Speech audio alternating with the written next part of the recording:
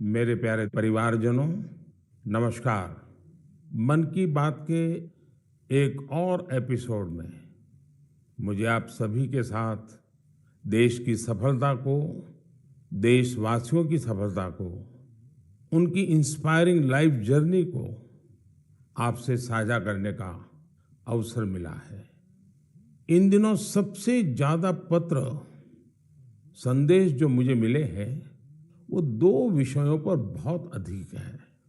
पहला विषय है चंद्रयान-3 की सफल लैंडिंग और दूसरा विषय है दिल्ली में G20 का सफल आयोजन। देश के हर हिस्से से, समाज के हर वर्ग से, हर उम्र के लोगों के मुझे अनगिनत पत्र मिले हैं।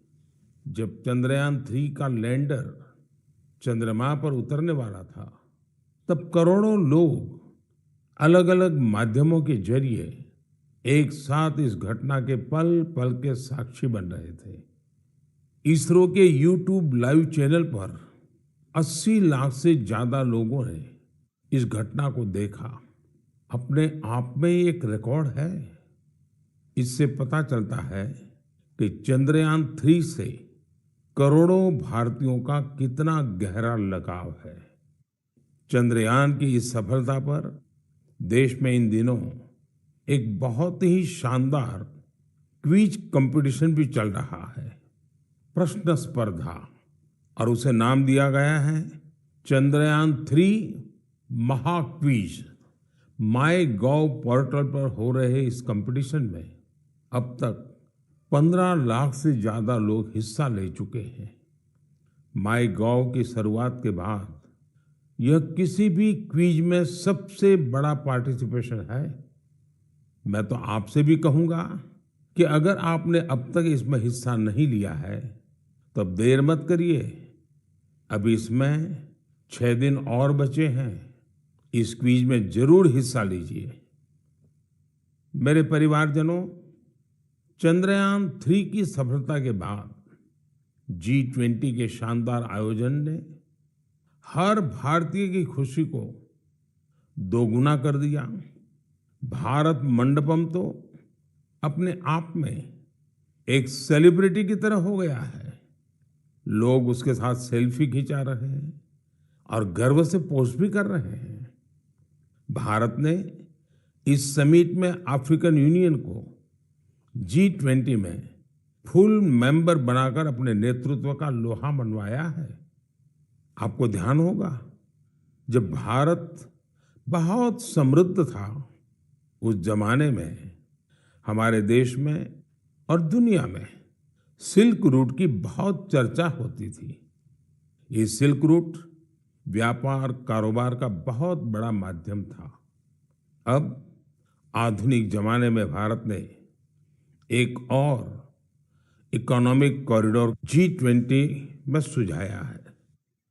ये है India middle east Europe economic corridor. ये कॉरिडोर आने वाले सैकड़ों वर्षों तक विश्व व्यापार का आधार बनने जा रहा है। और इतिहास इस बात को हमेशा याद रखेगा कि इस कॉरिडोर का सूत्रपात भारत की धरती पर हुआ था। साथियों, G20 के दौरान जिस तरह भारत की युवा शक्ति इस आयोजन से जुड़ी, उसकी आज विशेष चर्चा आवश्यक है। साल भर तक देश के अनेकों यूनिवर्सिटीज में G20 से जुड़े कार्यक्रम हुए। अब इसी श्रृंखला में दिल्ली में एक और एक्साइटिंग प्रोग्राम होने जा रहा है, G20 यूनिवर्सिटी कनेक्ट प्रोग्राम। इस प्रोग्राम के माध्यम से देश भर के लाखों यूनिवर्सिटी स्टूडेंट्स एक दूसरे से जुड़ेंगे। इसमें IITs, आईआईएम्स, एनआईटीज और मेडिकल कॉलेजेस जैसे कई प्रतिष्ठित संस्थान भी भाग लेंगे। मैं चाहूंगा कि अगर आप कॉलेज स्टूडेंट हैं तो 26 सितंबर को होने वाले इस कार्यक्रम को जरूर देखिएगा, इससे जरूर जुड़िएगा। भारत के भविष्य में, युवाओं के भविष्य पर इसमें बहुत सारी दिलचस्प बातें होने वाली हैं। मैं खुद भी इस कार्यक्रम में शामिल होऊंगा। मुझे भी अपने कॉलेज स्टूडेंट से संवाद का इंतजार है। मेरे परिवारजनों, आज से 2 दिन बाद 27 सितंबर को विश्व पर्यटन दिवस है। पर्यटन को कुछ लोग सिर्फ सैर सपाटे के तौर पर देखते हैं, लेकिन पर्यटन का एक बहुत बड़ा पहलू रोजगार से जुड़ा है। कहते हैं सबसे कम इन्वेस्टमेंट में सबसे ज्यादा रोजगार अगर कोई सेक्टर पैदा करता है तो वो टूरिज्म सेक्टर ही है। टूरिज्म सेक्टर को बढ़ाने में किसी भी देश के लिए गुडविल, उसके प्रति आकर्षण बहुत मैटर करता है। बीते कुछ वर्षों में भारत के प्रति आकर्षण बहुत बढ़ा है और G20 के सफल आयोजन के बाद दुनिया के लोगों का इंटरेस्ट भारत में और बढ़ गया है। साथियों, G20 में 1 लाख से ज्यादा डेलीगेट्स भारत आए। वो यहाँ की विविधता, अलग अलग परंपराएं, भांति भांति का खान पान और हमारी धरोहरों से परिचित हुए। यहाँ आने वाले डेलीगेट्स अपने साथ जो शानदार अनुभव लेकर गए हैं, उससे टूरिज्म का और विस्तार होगा। आप लोगों को पता ही है कि भारत में एक से बढ़कर एक वर्ल्ड हेरिटेज साइट्स भी हैं और इनकी संख्या लगातार बढ़ती जा रही है। कुछ ही दिन पहले शांति निकेतन और कर्नाटका के पवित्र होयसड़ा मंदिरों को वर्ल्ड हेरिटेज साइट्स घोषित किया गया है। मैं इस शानदार उपलब्धि के लिए समस्त देशवासियों को बधाई देता हूं। मुझे 2018 में शांति निकेतन की यात्रा का सौभाग्य मिला था। शांति निकेतन से गुरुदेव रविंद्रनाथ टैगोर का जुड़ाव रहा है। गुरुदेव रविंद्रनाथ टैगोर ने शांति निकेतन का मोटो संस्कृत के एक प्राचीन श्लोक से लिया था। वह श्लोक है, यत्र विश्वम भवत्येक नीडम, अर्थात जहां एक छोटे से घोंसले में पूरा संसार समाहित हो सकता है। कर्नाटका के जिन होयसड़ा मंदिरों को यूनेस्को ने विश्व धरोहर सूची में शामिल किया है, उन्हें 13वीं शताब्दी के बेहतरीन आर्किटेक्चर के लिए जाना जाता है।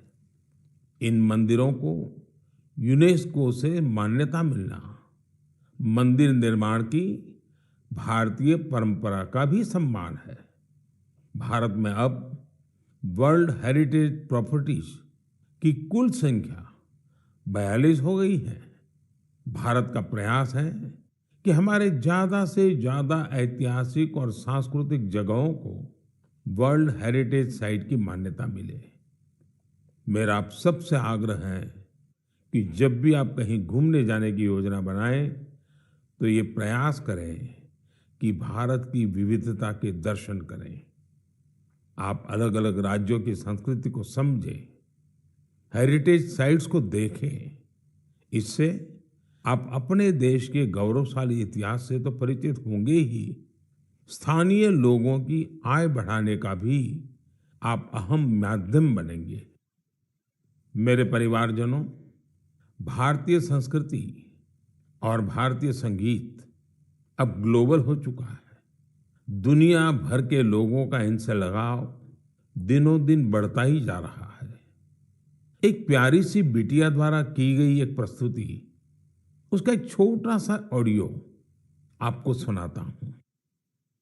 जगज्जालपालं कजत्कण्ठमालं शरच्चन्द्रभालं महादैत्यकालं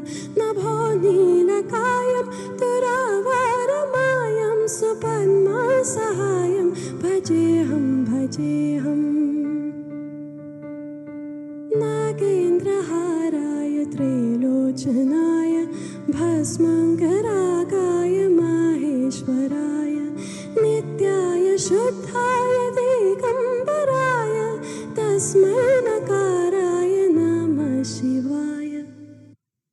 इससे सुनकर आप भी हैरान हो गए ना, कितनी मधुर आवाज है और हर शब्द में जो भाव झलकते हैं, ईश्वर के प्रति उनका लगाव हम अनुभव कर सकते हैं।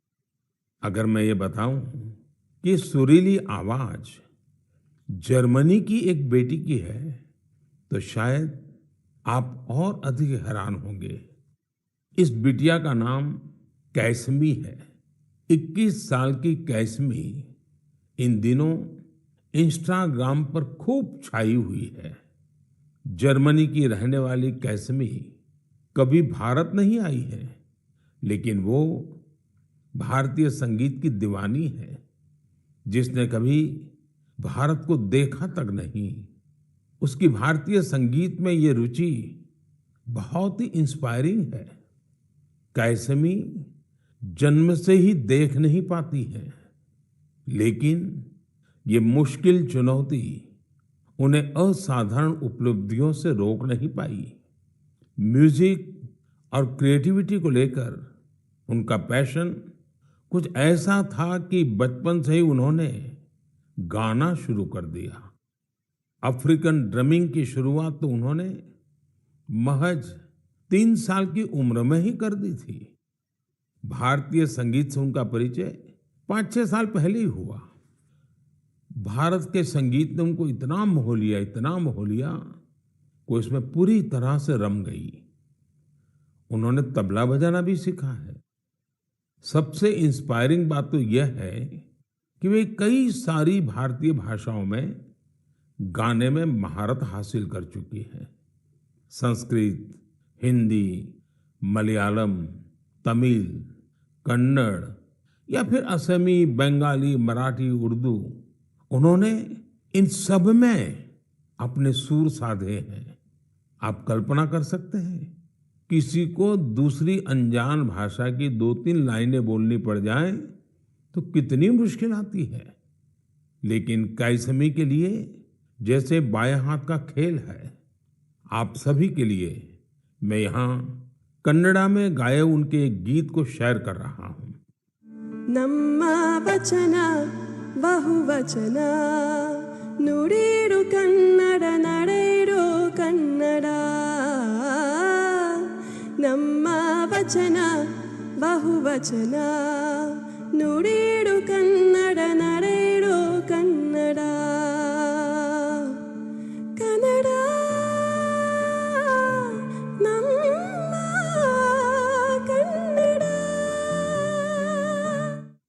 भारतीय संस्कृति और संगीत को लेकर जर्मनी की कैसमी के इस जुनून की मैं हृदय से सराहना करता हूं। उनका यह प्रयास हर भारतीय को अभिभूत करने वाला है। मेरे परिवारजनों, हमारे देश में शिक्षा को हमेशा एक सेवा के रूप में देखा जाता है। मुझे उत्तराखंड के कुछ ऐसे युवाओं के बारे में पता चला है जो इसी भावना के साथ बच्चों की शिक्षा के लिए काम कर रहे हैं। नैनीताल जिले में कुछ युवाओं ने बच्चों के लिए अनोखी घोड़ा लाइब्रेरी की शुरुआत की है। इस लाइब्रेरी की सबसे बड़ी विशेषता यही है कि दुर्गम से दुर्गम इलाकों में भी इसके जरिए बच्चों तक पुस्तकें पहुंच रही है। और इतना ही नहीं, ये सेवा बिल्कुल निशुल्क है। अब तक इसके माध्यम से नैनीताल के 12 गांवों को कवर किया गया है। बच्चों की शिक्षा से जुड़े इस नेक काम में मदद करने के लिए स्थानीय लोग भी खूब आगे आ रहे हैं। इस घोड़ा लाइब्रेरी के जरिए ये प्रयास किया जा रहा है कि दूर दराज के गांवों में रहने वाले बच्चों को स्कूल की किताबों के अलावा कविताएं, कहानियां और नैतिक शिक्षा की किताबें भी पढ़ने का पूरा मौका मिले। ये अनोखी लाइब्रेरी बच्चों को भी खूब भा रही है। साथियों, मुझे हैदराबाद में लाइब्रेरी से जुड़े एक ऐसे ही अनूठे प्रयास के बारे में पता चला है। यहाँ 7वीं क्लास में पढ़ने वाली बिटिया आकर्षणा सतीश ने तो कमाल कर दिया है। आपको ये जानकर आश्चर्य हो सकता है कि महज 11 साल की उम्र में ये बच्चों के लिए एक दो नहीं बल्कि 7 लाइब्रेरी चला रही है। आकर्षणा को 2 साल पहले इसकी प्रेरणा तब मिली जब वो अपने माता पिता के साथ एक कैंसर अस्पताल गई थी। उसके पिता जरूरतमंदों की मदद के सिलसिले में वहां गए थे। बच्चों ने वहां उनसे कलरिंग बुक्स की मांग की और यही बात इस प्यारी सी गुड़िया को इतनी छू गई कि उसने अलग अलग तरह की किताबें जुटाने की ठान ली। उसने अपने आस पड़ोस के घरों, रिश्तेदारों और साथियों से किताबें इकट्ठा करना शुरू कर दिया। और आपको यह जानकर खुशी होगी कि पहली लाइब्रेरी उसी कैंसर अस्पताल में बच्चों के लिए खोली गई।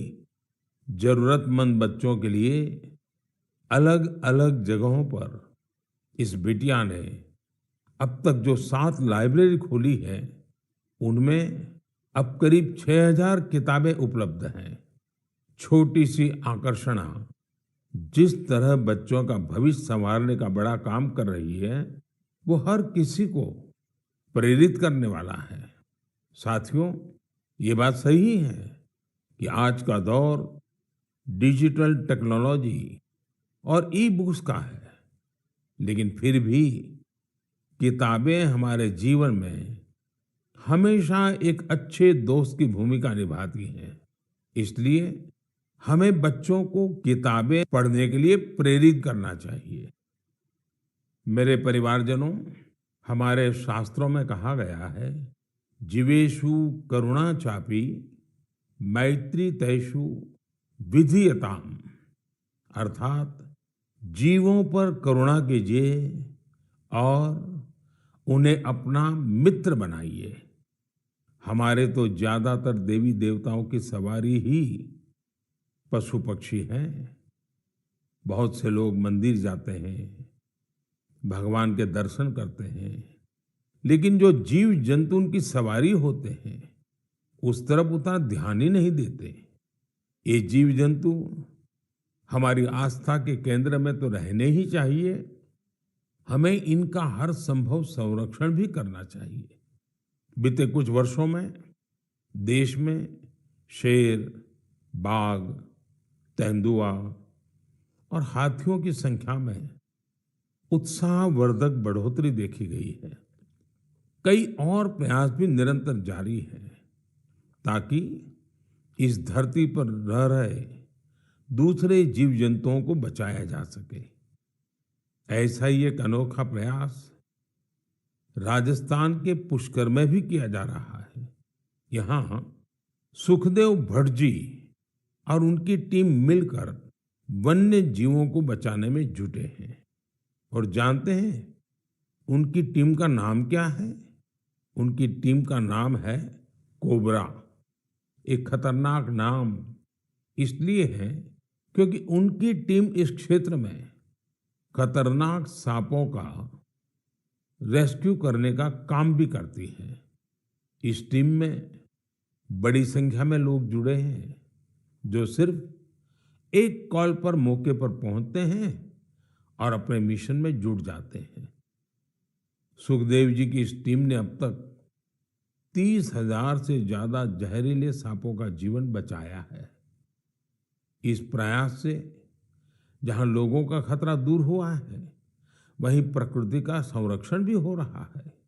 ये टीम अन्य बीमार जानवरों की सेवा के काम से भी जुड़ी हुई है। साथियों, तमिलनाडु के चेन्नई में auto driver M Rajendra Prasad ji भी एक अनोखा काम कर रहे हैं।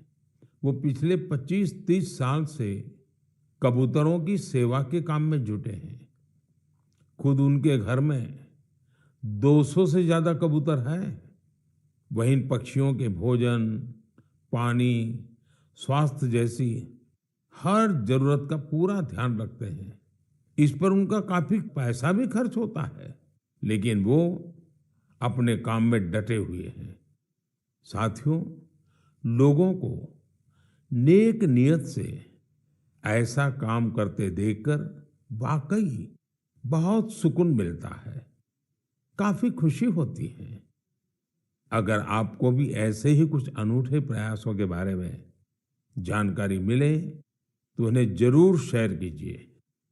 मेरे प्यारे परिवारजनों, आजादी का ये अमृत काल देश के लिए हर नागरिक का कर्तव्य काल भी है। अपने कर्तव्य निभाते हुए ही हम अपने लक्ष्यों को पा सकते हैं, अपनी मंजिल तक पहुंच सकते हैं। कर्तव्य की भावना हम सभी को एक सूत्र में पिरोती है। यूपी के संभल में देश ने कर्तव्य भावना की एक ऐसी मिसाल देखी है जिसे मैं आपसे भी शेयर करना चाहता हूं।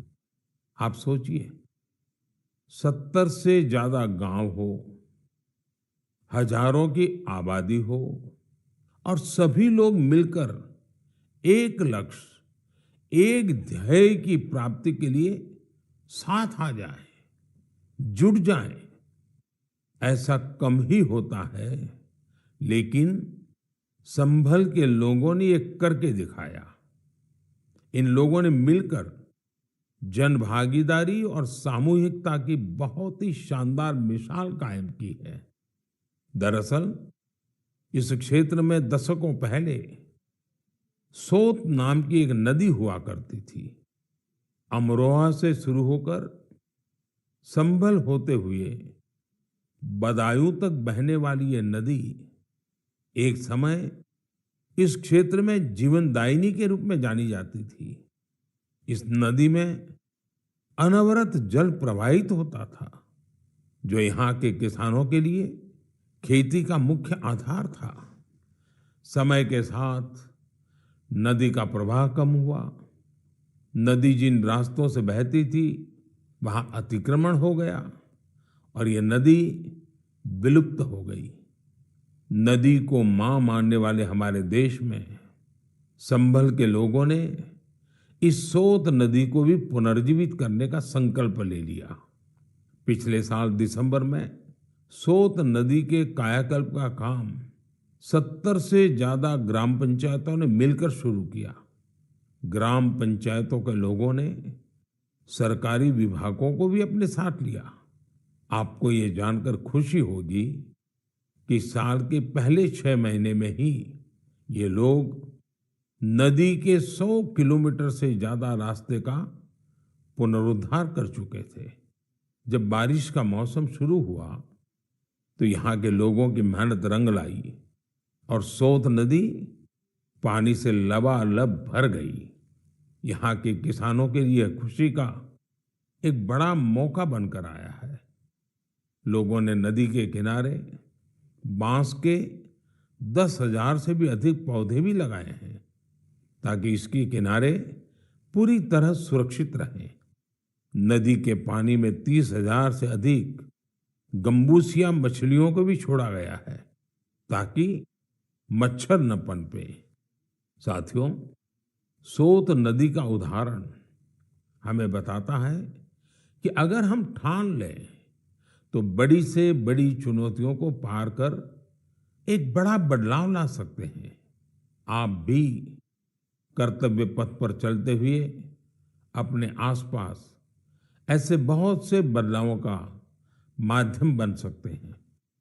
मेरे परिवारजनों, जब इरादे अटल हों और कुछ सीखने की लगन हो तो कोई काम मुश्किल नहीं रह जाता है। पश्चिम बंगाल की श्रीमती शकुंतला सरदार ने इस बात को बिल्कुल सही साबित करके दिखाया है। आज वो कई दूसरी महिलाओं के लिए प्रेरणा बन गई है। शकुंतला जी जंगल महल के शातनाला गांव की रहने वाली हैं। लंबे समय तक उनका परिवार हर रोज मजदूरी करके अपना पेट पालता था। उनके परिवार के लिए गुजर बसर भी मुश्किल थी। फिर उन्होंने एक नए रास्ते पर चलने का फैसला किया और सफलता हासिल कर सबको हैरान कर दिया। आप ये जरूर जानना चाहेंगे कि उन्होंने ये कमाल कैसे किया। इसका जवाब है एक सिलाई मशीन।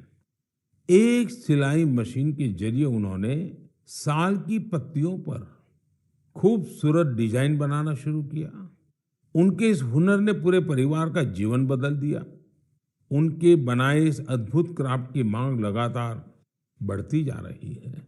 शकुंतला जी के इस हुनर ने न सिर्फ उनका बल्कि साल की पत्तियों को जमा करने वाले कई लोगों का जीवन भी बदल दिया है। अब वो कई महिलाओं को ट्रेनिंग देने का भी काम कर रही है। आप कल्पना कर सकते हैं, एक परिवार जो कभी मजदूरी पर निर्भर था अब खुद दूसरों को रोजगार के लिए प्रेरित कर रहा है। उन्होंने रोज की मजदूरी पर निर्भर रहने वाले अपने परिवार को अपने पैरों पर खड़ा कर दिया है। इससे उनके परिवार को अन्य चीजों पर भी फोकस करने का अवसर मिला है। एक बात और हुई है, जैसे ही शकुंतला जी की स्थिति कुछ ठीक हुई, उन्होंने बचत करना भी शुरू कर दिया है।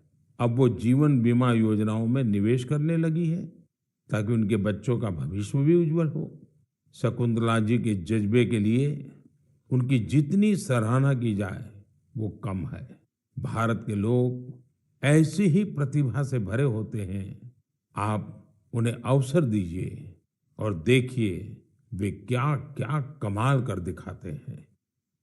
मेरे परिवारजनों, दिल्ली में G20 समिट के दौरान उस दृश्य को भला कौन भूल सकता है जब कई वर्ल्ड लीडर्स बापू को श्रद्धा सुमन अर्पित करने एक साथ राजघाट पहुंचे। यह इस बात का एक बड़ा प्रमाण है कि दुनिया भर में बापू के विचार आज भी कितने प्रासंगिक है। मुझे इस बात की भी खुशी है कि गांधी जयंती को लेकर पूरे देश में स्वच्छता से संबंधित बहुत सारे कार्यक्रमों का प्लान किया गया है। केंद्र सरकार के सभी कार्यालयों में स्वच्छता ही सेवा अभियान काफी जोर शोर से जारी है। इंडियन स्वच्छता लीग में भी काफी अच्छी भागीदारी देखी जा रही है। आज मैं मन की बात के माध्यम से सभी देशवासियों से एक आग्रह भी करना चाहता हूं। 1 अक्टूबर यानी रविवार को सुबह 10 बजे स्वच्छता पर एक बड़ा आयोजन होने जा रहा है। आप भी अपना वक्त निकालकर स्वच्छता से जुड़े इस अभियान में अपना हाथ बटाएं। आप अपनी गली, आस पड़ोस, पार्क, नदी, सरोवर या फिर किसी दूसरे सार्वजनिक स्थल पर इस स्वच्छता अभियान से जुड़ सकते हैं। और जहां जहां अमृत सरोवर बने हैं वहां तो स्वच्छता अवश्य करनी है। स्वच्छता की ये कार्यांजलि ही गांधी जी को सच्ची श्रद्धांजलि होगी। मैं आपको फिर से याद दिलाना चाहूंगा कि इस गांधी जयंती के अवसर पर खादी का कोई न कोई प्रोडक्ट जरूर खरीदें। मेरे परिवारजनों, हमारे देश में त्योहारों का सीजन भी शुरू हो चुका है। आप सभी के घर में भी कुछ नया खरीदने की योजना बन रही होगी। कोई इस इंतजार में होगा कि नवरात्र के समय वो अपना शुभ काम शुरू करेगा। उमंग, उत्साह के इस वातावरण में आप वोकल फॉर लोकल का मंत्र भी जरूर याद रखें। जहां तक संभव हो आप भारत में बने सामानों की खरीदारी करें, भारतीय प्रोडक्ट का उपयोग करें और मेड इन इंडिया सामान का ही उपहार दें। आपकी छोटी सी खुशी किसी दूसरे के परिवार की बहुत बड़ी खुशी का कारण बनेगी। आप जो भारतीय सामान खरीदेंगे उसका सीधा फायदा हमारे श्रमिकों, कामगारों, शिल्पकारों और अन्य विश्वकर्मा भाई बहनों को मिलेगा। आजकल तो बहुत सारे स्टार्टअप्स भी स्थानीय प्रोडक्ट्स को बढ़ावा दे रहे हैं। आप स्थानीय चीजें खरीदेंगे तो स्टार्टअप्स के इन युवाओं को भी फायदा होगा। मेरे प्यारे परिवारजनों, मन की बात में बस आज इतना ही। अगली बार जब आपसे मन की बात में मिलूंगा तो नवरात्रि और दशहरा बीत चुके होंगे। त्योहारों के इस मौसम में आप भी पूरे उत्साह से हर पर्व मनाएं, आपके परिवार में खुशियां रहे, मेरी यही कामना है। इन पर्वों की आपको बहुत सारी शुभकामनाएं। आपसे फिर मुलाकात होगी और भी नए विषयों के साथ, देशवासियों की नई सफलताओं के साथ। आप अपने संदेश मुझे जरूर भेजते रहिए। अपने अनुभव शेयर करना न भूलें। मैं प्रतीक्षा करूंगा। बहुत बहुत धन्यवाद।